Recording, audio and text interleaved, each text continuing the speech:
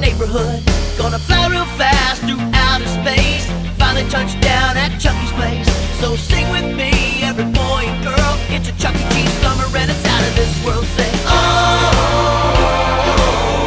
out of this world, out of this world. Say, oh, hanging with you is out of this world. Say, oh, out of this world, out of this world. Say, oh, Chuck E. Cheese summer is out of this world.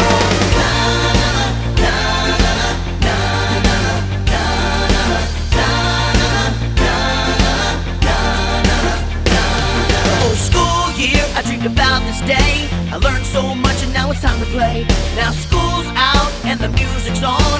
Feeling so good, now my worries are gone. Our destination is just past Mars. Planet Chuck E. Cheese just beyond the stars. Never been there, you should give it a whirl. It's a Chuck E. Cheese summer and it's out of this world. Say, oh, out of this world, out of this world. Say, oh, hanging with you is out of this world. Say, oh,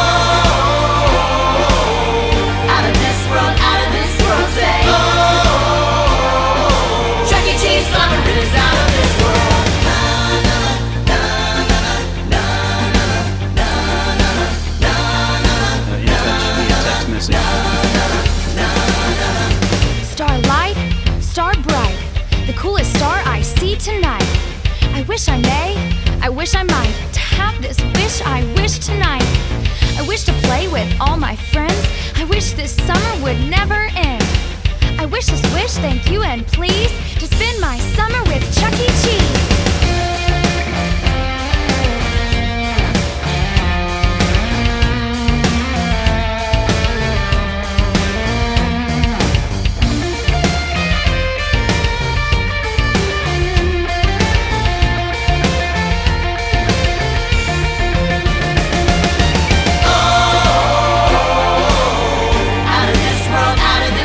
Say, oh, hanging with you is out of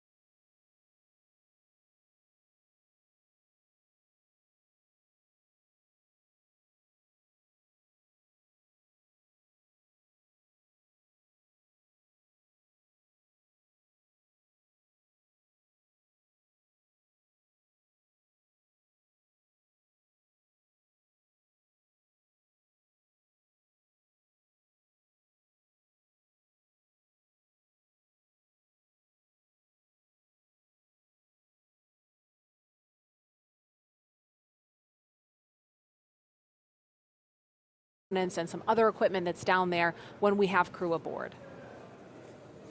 Now the test today will look a lot like a normal Falcon launch for the first minute and a half. We'll fly until Falcon 9 reaches a predetermined velocity. This will occur about 84 seconds into flight, and that happens at approximately 20 kilometers up. Once we reach the required velocity, Dragon will then trigger an escape. Now, as a reminder, the ground is not commanding this abort. It's up to the onboard computers to determine when to trigger the launch escape and do all the functions afterward. Once Dragon does trigger the launch escape, the first event will be commanding Falcon 9 to shut down its 9 Merlin engines. Now, as Marie and I mentioned earlier, Dragon will then separate from the Falcon using its 8 Super Draco engines, firing for about 8 seconds. That carries Dragon capsule with the trunk up and away from Falcon. Now, once they finish firing the Super Dracos, we coast, we jettison the trunk at apogee, we reorient the capsule to come back for entry into the Earth's atmosphere. We deploy about 2 minutes after apogee the drogue chutes, and about a minute after that, the 4 main parachutes will be released. Dragon will then splash down softly in the Atlantic Ocean about 35 kilometers offshore. Now, when Dragon separates, we no longer have that smooth aerodynamic shape on top of the rocket. So the supersonic Falcon is going to be exposed to strong aerodynamic forces in the upper atmosphere. So we expect those aerodynamic forces will cause Falcon to start to tumble. Our simulations show that the Falcon will likely break apart due to the tumbling, instead of having the destruct system triggered and destroying the rocket. So now again, this entire test will take less than 10 minutes from the time Falcon 9 lifts off until Dragon splashes down. But Marie, once we splash down, the work's not over yet. Right, it's just beginning for the recovery team. We have a lot of things happening very rapidly in that first 10 minutes, and the recovery operation takes quite a bit longer. It'll be similar to the pad abort test, but it will happen slightly farther down range in the Atlantic Ocean. So after splashdown, recovery teams will already be standing by for range approval to enter and clear that hazardous area. And if all goes nominally, SpaceX could have fully recovered Dragon back onto its recovery ship approximately 2 hours after splashdown. Keep in mind, though, if this were to happen during an actual flight with crew on board, rescuing them would be the #1 objective, of course, and recovering Dragon would be a secondary operation. So if that were to happen, an elite military rescue team would deploy at a moment's notice. They're part of the U.S. Air Force's Detachment 3, or they have this really great nickname, the Guardian Angels, which is very appropriate. They would jump from military aircraft. There's a photo of that happening there, where they would deploy their own parachutes to gently reach the water, and from there they would help the crew out of the capsule and then onto a life raft to wait for a larger ship.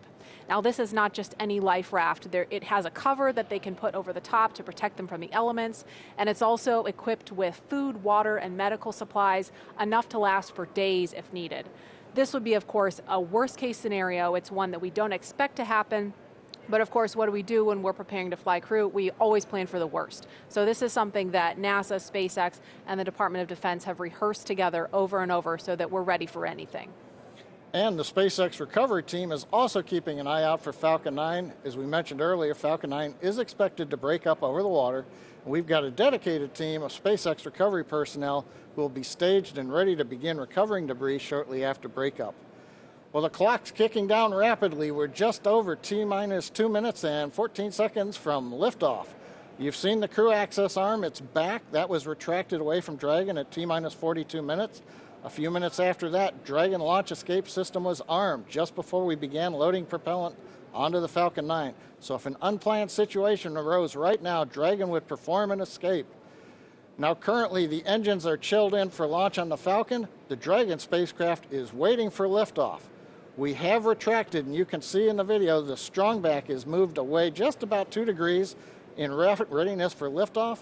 We have also finished loading liquid oxygen onto both the stages, so the Falcon 9 is just about ready. The large white cloud you see coming off of the side, we're venting down the pressure from the liquid oxygen supply lines in the strongback in preparation for launch. The last event you're going to hear, start up at 1 minute when the computers take over, and the launch director go at 30 seconds. And we're coming right up on that in about 15 seconds now. We'll be just a minute from liftoff. And Falcon 9 is, as you just heard, is moving into those final stages of the final countdown for the in-flight abort test today. So far, weather's looking okay. We're hoping it's going to continue to cooperate, and the range is green for launch. Now, if for some reason we scrub today, we will shift to our backup launch window, which is tomorrow at the same time. Again, this is just a test. We're fully expecting Falcon 9 to break up, so don't be alarmed if you see that happening live. And with that, let's listen in now. We're just 45 seconds from the final countdown.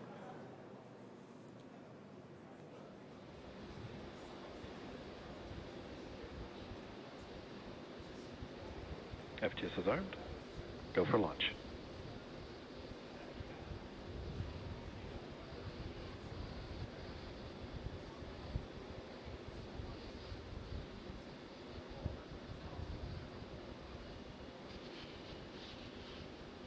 Minus 15 seconds. 10, 9, 8, 7, 6, 5, 4, 3, 2, 1, 0. Ignition, liftoff. Semper Fi, aim high. Go Falcon, go Dragon.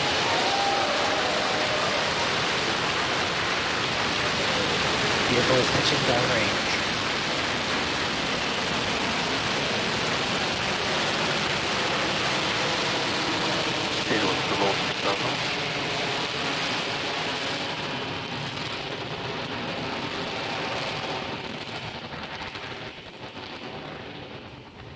T plus 30 seconds. Falcon 9 with the Crew Dragon capsule is heading east from pad 39A. Everything looking good right now. As we get ready for max dynamic pressure, we are now throttling down the first stage engines on the Falcon power 9. and telemetry nominal.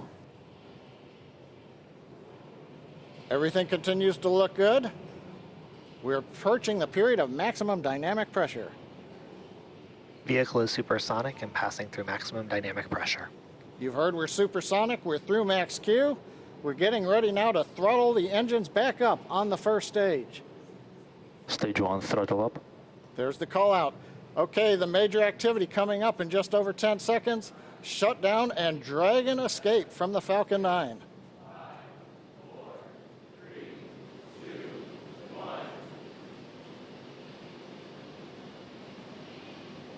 Miko. Dragon launch escape initiated. Dragon's away. And you can hear some really loud cheering in the room. Okay, you just saw a bright flash there. It looks like that may be Falcon 9 breaking up. We've got some loud cheers here in Hawthorne. The folks that just watched live the Dragon separate. The next milestone we have coming up at 2 minutes, 25 seconds, we're expecting to see the trunk jettison. So that claw that connects the trunk to the capsule is going to separate, allowing Dragon to separate from the trunk. That's coming up in 15 seconds. And we do have the report. Loss of telemetry from Falcon 9, first stage.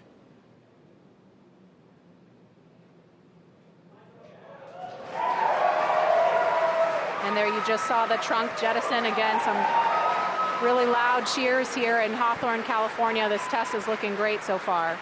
Nice view from the back of the Dragon capsule. We're also trying to see if we get the view there on the right-hand side from the aircraft that's orbiting the area. Now the Dragon control system is now going to be reorienting the capsule. We're at a high altitude where the aerodynamics are negligible. So we're going to use the small Draco thrusters on the Dragon capsule to reorient it. That gets it in a position with a heat shield down to re-enter the Earth's atmosphere, and then later to deploy the drogue parachutes.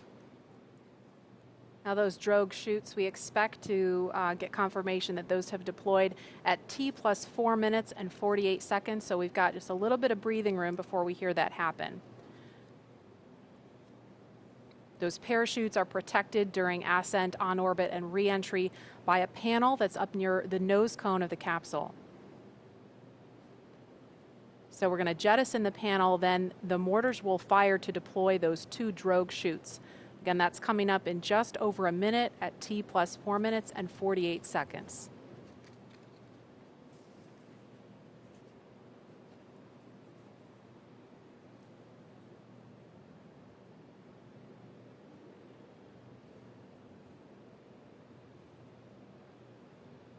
Now those drogue chutes, when we see those come out, those will open, and those will come out before the main parachutes. Those drogue parachutes are what we use to begin to decelerate the Dragon capsule in preparation for splashdown. We understand we're getting into the drogue deploy envelope on the Dragon capsule. We expect that will happen when Dragon is at about 20,000 feet.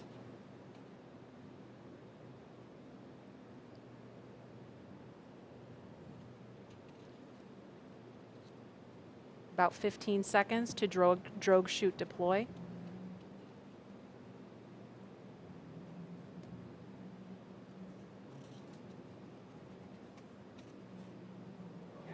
And there they are.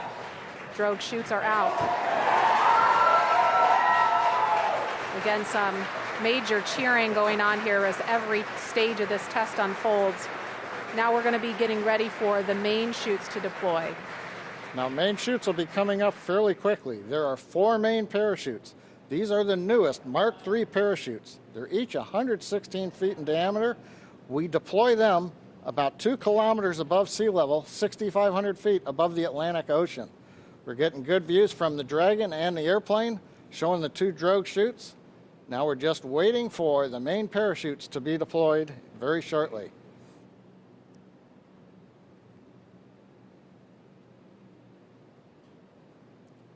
And we have the view from a different camera on Dragon showing the 4 main parachutes. Now they are deployed in a reefed condition. That means we're keeping them fairly shut to avoid shocks, and now we're slowly opening up the 4 parachutes. Great views coming off of the Dragon camera on the left, and we can also see the 4 parachutes from the airplane on the right. That is a really cool view. Nice view of the orange and white parachutes as they're opening up into the second position. And then going to fully open. From fully open, we'll be descending about 20 to 25 feet per second down to the Atlantic. So from that 6,500 foot altitude, it's going to take us a few minutes to splash down. Also right now that the mains are out, a sequence is performed on the Dragon, which will reorient the crew seats into a splashdown position, give them a little better angle to take the slow bounce as we hit the ocean. Now, Maria, I talked about the parachutes came out initially at a reef condition.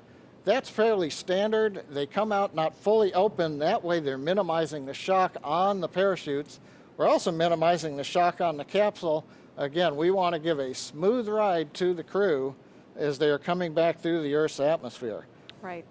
Now, the parachutes are located behind a door that's at the bottom of the capsule. It's below the crew hatch. So Dragon commands the door to release, and as you saw in the video, the drogue parachutes pull the door away, and that pulls the 4 main parachutes out. Now, these are the new Mark III parachutes. We've completed here at SpaceX over 80 tests of that parachute system, including 10 multi-parachute tests of this particular upgraded parachute design over the last few months to demonstrate that the design is ready for flight. And we're just inside 2 minutes of when we expect to see splashdown. The recovery teams are already out there in the Atlantic Ocean standing by, ready with fast boats to begin their initial approach to Dragon. Again, we mentioned this before, but the recovery operation we expect to take a couple of hours. I've heard a call out we're below 500 meters. And we expect when Dragon splashes down, it's going to be roughly 32 kilometers offshore.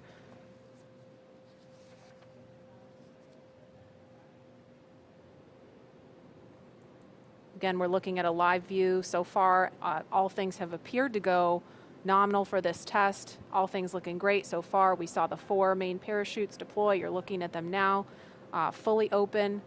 And we are coming up on about a minute until splashdown.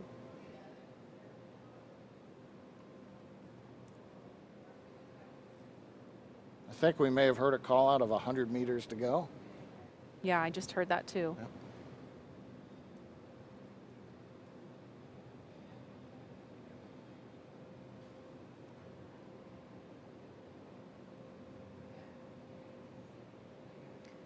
Now those 4 parachutes are actually going to be released from the capsule after splashdown, and they'll be recovered too. And we are down. Down a little bit early, in fact. And there you can see the recovery boat beginning to approach instantly. I'm going to try to talk a little bit louder so you can hear me over the folks here. This has been a really exciting thing to see because we had the weather. We weren't really sure if the weather was going to cooperate. We were trying to weigh, is it favorable for launch, but also is it favorable for recovery, because they really have to watch the height of those waves in order to do this operation. That fast boat is just off screen now, but there's 4 fast boats out there in the area to begin, again, that initial approach to Dragon. The recovery operation from here takes about 2 hours, but all in all, this looked like a really great test. Yeah, a lot of fun watching the Dragon come down. We had great views from the onboard camera in particular. Now I think this camera is from our GO Searcher recovery ship, which is also the tender for the fast boats. You saw one of them headed out there. And you can also see it looks still a little choppy, so you understand we were kind of on the edge of the weather conditions out in the splashdown area. But they assessed the boat data, the buoy data, looked at the forecast and said we were go. And while we took 2.5 hours to get here, we finally got here and it was great. And that's the summary for today. It looks like right now a great test. Visually, everything happened. Falcon 9, you saw the liftoff. We had kind of a long view from the camera. Dragon did shut down the 9 Merlin 1D engines and separate. We did see the flash as the Falcon 9 came apart, as predicted. No surprise there. Dragon, we saw a great view as it got to apogee. It deployed the trunk, separating it, reoriented. Then the drogue chutes came out, the main chutes came out, and then we just waited for that nice soft splashdown in the Atlantic Ocean. And we saw, and it looks like we just lost the view from out there on the ship, but you couldn't really see much from that particular angle. Again, that recovery operation is going to take a couple of hours, so we're not going to stay on the air for the duration of that. But we are going to be back for a news conference coming up at 11:30 Eastern time this morning. That would be, let me do the math real quick, 8:30 Pacific time. We're going to hear from NASA and SpaceX leaders about their initial thoughts on this test that you just saw. Of course, everything looked fantastic, but there's going to be a lot of data to dig into. They're going to also collect those parachutes, get a lot of data from that, and then see what the next steps are on the path to Demo 2, when, of course, we're going to be launching NASA astronauts Bob Behnken and Doug Hurley. So stay tuned for that news conference. It will be carried live on NASA TV. If you're watching on the web, just tune to nasa.gov/live so you can see that coverage. Again, that's 8:30 Pacific time, 11:30 Eastern. Thanks so much for joining us for this morning's test.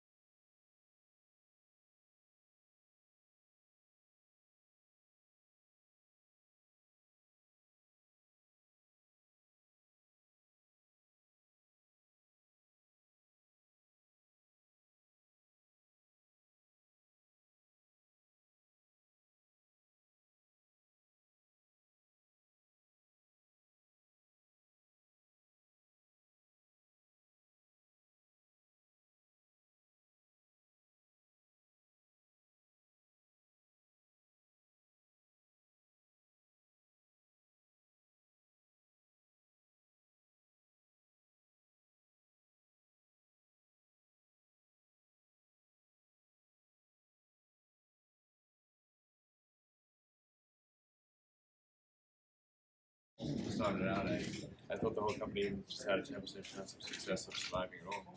So I find it quite small to be at this point, and a great honor working with NASA to restore spaceflight, orbital spaceflight to the American. Did you pitch to the Air Force Starship, and do you plan on pitching that to NASA for its lunar lander system?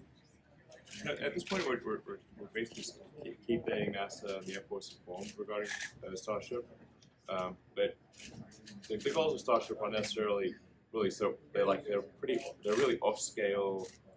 They're on a different level, and so I think we need to make more progress with Starship in order to establish credibility with potential customers like NASA and the Air Force. Thank you, guys. In fact, I'm headed to Boca after this. Oh, cool. So I'm personally going to go work on Starship production later today. Cool. Post some pictures. Elon, doesn't this deserve a dance today? I can't set these expectations. Dancing constantly. I'm not that good of a dancer. I'm going to work on my skills. No, I'm not your dancing puppet. I tell you what, if after crew launch, 100%. Okay. So it's good to see everyone. I'm personally super fired up and excited, and I think it feels like you guys are too, and the public. It's just going to be wonderful to get astronauts back into orbit from American soil after almost a decade of not being able to do so. I think that's just super exciting. And like I said, with some technology advances, like with respect to the board system and a few other things, it will be on a booster that's reusable and a spacecraft that is reusable. The only part that isn't for Falcon Dragon is the upper stage in front. So there's still a very big percentage of reusability, I keep saying reusability. But really, this reusability is extremely fundamental to revolutionizing space, as it would be if it was an aircraft or cars or bicycles or horses, everything. We really want them to be reusable, and then get the cost all the way down to simply reload propellant and fly again, just like an aircraft. And that's really what's going to open up space for the average person. Are you in talks with NASA to make Crew Dragon reusable for humans? We've been in discussions with NASA about this for quite some time, and my understanding is NASA is very open to this. It's subject to obviously a lot of additional testing and verification. What does it take to make it reusable for humans to fly again? Well, if Crew Dragon, especially, even more than Dragon 1 or Cargo Dragon, it's really designed with reusability in mind. So it has a much more like the propulsion section is essentially waterproof and even has bulge pumps in the propulsion section, which rings the pressurized section like a donut at the bottom. So we've really taken great steps to improve the reusability of Crew Dragon over Cargo Dragon,